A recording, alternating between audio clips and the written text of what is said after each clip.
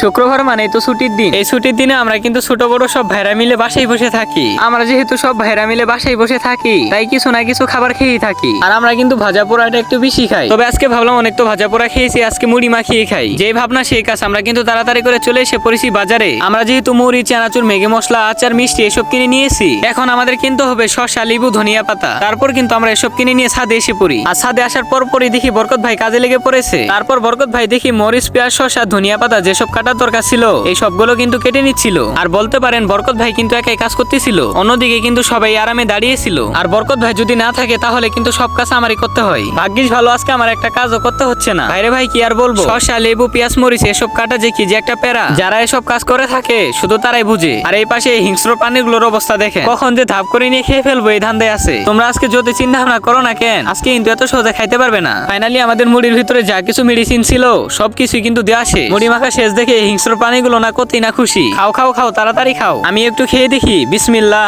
না, খেতে কিন্তু এতটাও খারাপ না। এর আগেও আমরা অনেকবার মুড়ি মাখা করেছি। সত্য কথা বলতে গেলে আগের তুলনায় আজকের মুড়ি মাখাটা কিন্তু অনেকটাই মজাদার ছিল। আর হ্যাঁ গাইস, আজকের মিনি ব্লগ কিন্তু এই পর্যন্তই ছিল। সবাই ভালো থাকবেন, সুস্থ থাকবেন। আল্লাহ হাফেজ।